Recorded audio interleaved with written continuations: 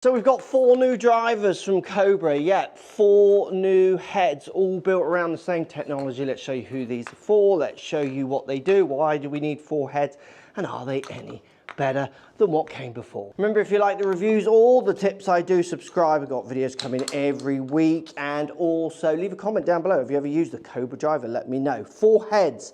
So the 4 heads are the Max K, and then we've got the Max D, and then we've got the LS, low spin, and then we've got the X. So this is the DS ADAPT from Cobra. Down by the ball, it has to say they look really, really good. You get this little carbon coming through on the top, this kind of lipstick around the outside of kind of matte with the off-grey finish.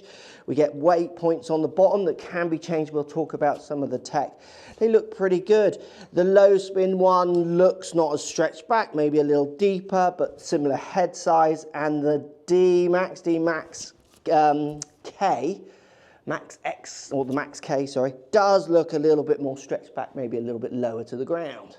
And what I find as I hit these clubs, they feel pretty good, they feel pretty solid. I don't notice any difference between them as I hit through sounds, those kind of ideas. 10K definitely down by the ball inspires, you know, friendliness. It looks nice and big.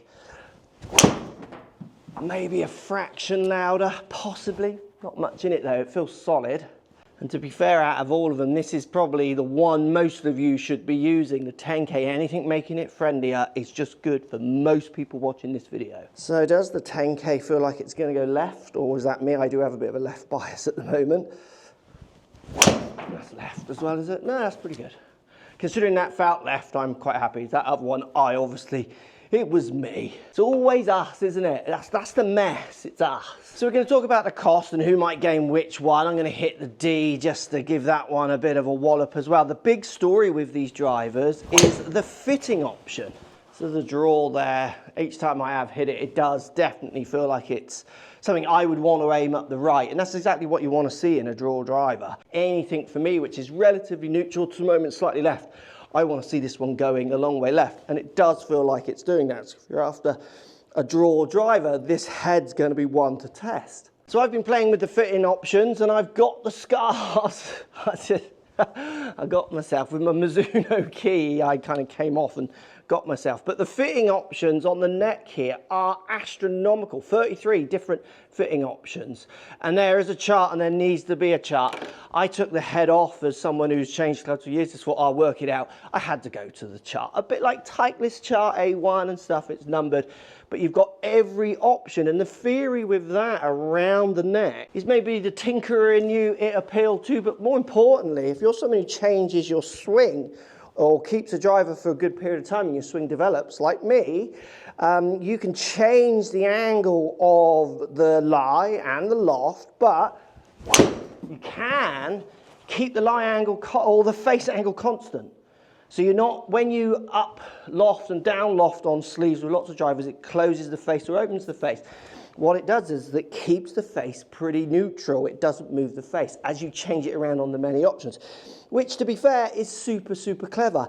Will that make Cobra sell more drivers? I hope so, because the clubs are often really good, and we're going to show you the numbers, and I'm getting good numbers out of these. It's more, I just think the narrative is too much. I don't think that'll resonate with most golfers. I think the geeks among us will love it, and it is clever, but lots of people will look at that neck, and if you take it off, it'll blow your head off without the chart. So I think the tinkerers are going to tinker. Your average golfer, they buy them, set them, and never really touch them, is what I've seen from most golfers. Maybe in the comments below, let me know. Do you think that's a great idea or not? Is that something that would make you buy this club? The fact that it will change as you change. I just don't see that from lots of golfers. At the moment, what I'm feeling and seeing is a really good looking sounding solid club. I mean, Cobra haven't made a bad driver for years. I don't think they sell enough compared to how good they often are. So other techs we see on this, we've got hot face, as you would expect. The face is nice and hot, which Cobra have done for years. We've also got weight ports that can change the spin rates by around 300 res if you move the heavier weight forward or back. And like everyone at the moment, extreme aerodynamics is what Cobra are saying. So it's packed with tech. The big story, obviously, is around the Adapt. So it really feels like it's a Darkspeed driver to me with a big adapter on. I mean, that's what it feels like it's a more adaptable Darkspeed. Which you can class that as a good or bad thing. I thought Darkspeed was a decent driver, but if you've got a Darkspeed, would you be rushing for this one? I don't think you would be. So let's think about the price. I think the price sits in a pretty good spot for your regions here. They're not the top end and they'll come down. These are kind of recommended prices. So they're pitched that little bit cheaper than maybe your kind of other brands around the driver world. But for me, I think that's a well-priced driver considering the numbers I'm seeing coming out of that. Are they expensive? We had this conversation all the time in reviews. Yeah, they're expensive. We know that. Let's look at the numbers and who might game which one. So we're seeing the X coming in at around 2,400 spin model for me and getting good ball speeds, averaging around 165 ball speed, which is top end for me, really good. It's up there with the best of them and a pretty neutral ball flight. The Max D, I'm definitely seeing it with a draw bias, which you would expect. I think that's pretty basic tech nowadays, and it's a slightly higher spin rate for me, around 2.6, but it's still very gameable, feels very friendly. The 10K, very stable. I don't see any difference. You'd have to hit thousands of balls for that 10K to play out, which is why it's a better club for most people over a season 2 or 3. You'll really see the benefits pay off over time.